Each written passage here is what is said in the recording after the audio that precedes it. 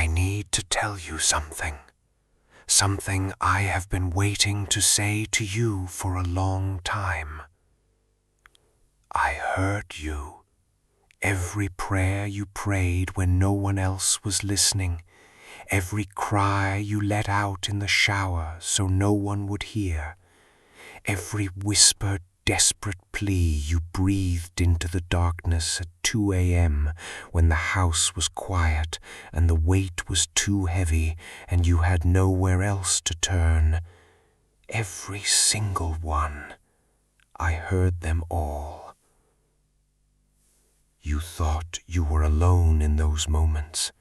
You thought the prayers were disappearing into empty air. You thought the ceiling was concrete and the silence meant absence. It didn't. I was there in every single one of those moments. I was there, closer than your own breath, listening to every word, moved by every tear, writing down every prayer. And today I need you to know that, not as theology, not as a verse on a page, as truth that lands in the deepest place inside you and changes something. My name is Michael. This is Jesus over everything, and today God is speaking directly to the person who has been praying in secret and wondering if anyone hears. He hears. He has always heard. Let's begin. I want to talk about the prayers nobody else knows about. Not the public prayers, not the ones prayed in church or in a group or when someone asked you to lead.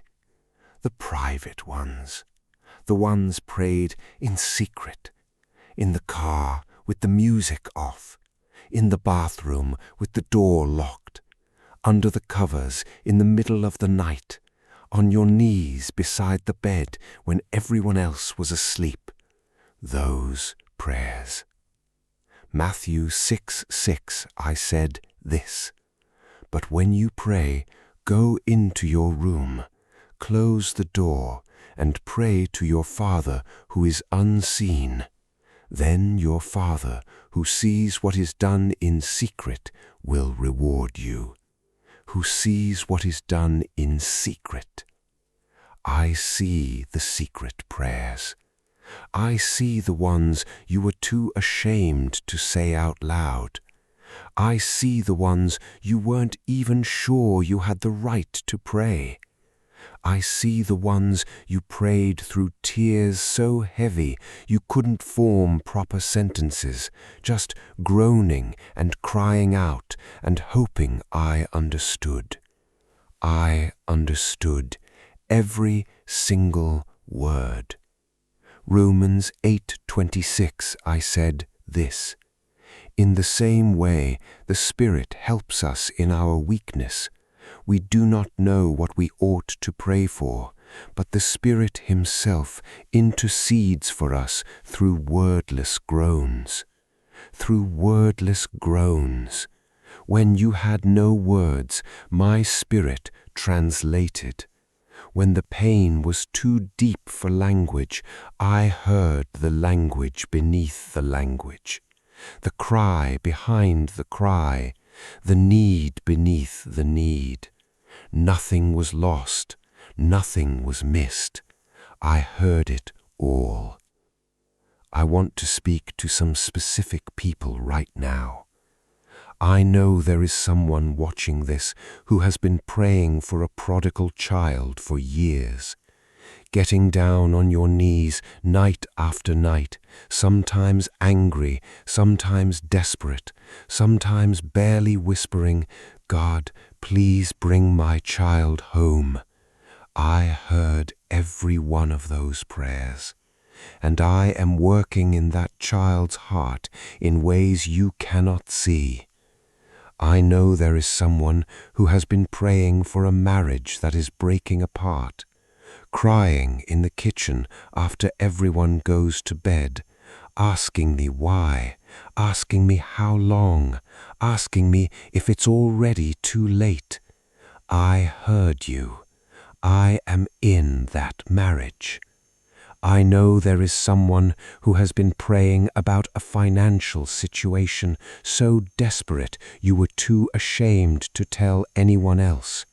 Praying alone because you felt the shame of the need would be too much to expose. I heard every whispered prayer about that bank account, that bill, that impossible situation. I heard it all, and not one prayer has been forgotten.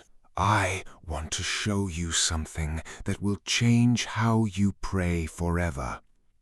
Revelation 8:3-4, one of the most stunning images in all of Scripture. Another angel who had a golden censer came and stood at the altar.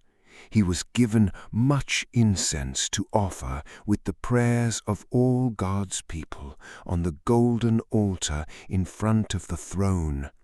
The smoke of the incense, together with the prayers of God's people, went up before God from the angel's hand. Before my throne. Your prayers, the secret ones, the desperate ones, the barely words ones, are being presented before my throne in heaven. Not lost, not ignored, not bouncing off the ceiling. Carried by an angel to a golden altar before the throne of the God of the universe. That is where your prayers go, every single one. And here is what I need you to understand about the prayers you have been praying. Daniel 10:12. Since the first day that you set your mind to gain understanding and to humble yourself before your God, your words were heard, and I have come in response to them. Since the first day, the first time you prayed about that situation, I heard it and I responded. The answer was set in motion the moment the prayer left your lips. What sometimes takes time is not my willingness to answer. It is the journey of the answer to you, the preparation that needs to happen, the timing that needs to align, the people that need to be positioned, the work that needs to be done in you before the answer can arrive. But the response began the moment you prayed. Your prayers have not been wasted. They have been working in the spiritual realm, in the hearts of people around you, in circumstances you cannot see, from the moment you prayed them. Keep praying, not as a duty, as a conversation with the Father who is listening to every word. I want to tell you which of your prayers move me most, because I want you to know how I feel when I hear you pray. The honest prayers move me, not the polished ones, not the theologically perfect ones, the raw ones. David in Psalm 22:1, my God, why have you forsaken me?" That is not a perfect prayer. That is an honest one, and I kept it in my word for thousands of years because I want you to know the honest cry is welcome before my throne. You do not have to perform for me. You do not have to clean up your language before you approach me. Come as you are. Pray as you are. Honest, raw, real. Those prayers I treasure. The persistent prayers move me. Luke 18, the persistent widow. She kept coming day after day. And Jesus said, "Will not God bring about justice for his chosen ones who cry out to him day and night?" The prayers that keep coming, that refuse to give up, that knock again even after silence, those prayers move me. Your persistence is not annoying to me. It is faith made visible. Keep knocking. The prayers prayed through tears move me. Psalm 56:8. You keep track of all my sorrows. You have collected all my tears in your bottle. You have recorded each one in your book. I collect your tears. Every tear that fell while you were praying, I caught it, I recorded it, I kept it. Not one tear prayed in faith has been wasted or forgotten. The middle of the night prayers move me most. When you get up in the middle of the night, when sleep won't come and the weight is too heavy, and instead of scrolling your phone, you turn to me. That midnight prayer, that is the prayer of someone who has no one else to turn to but me. And that is exactly where I want you. Not because I want you to suffer, but because in those moments the noise of the world is quiet and it is just you and me.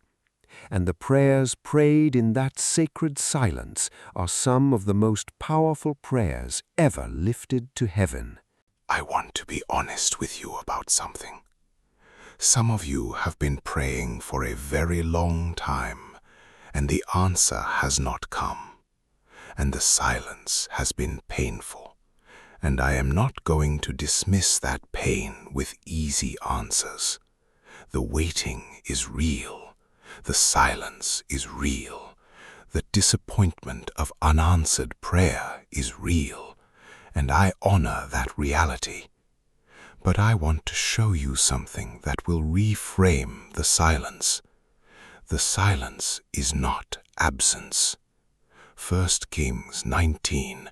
Elijah was exhausted and desperate, and I spoke to him, not in the wind, not in the earthquake, not in the fire, in the still, small voice.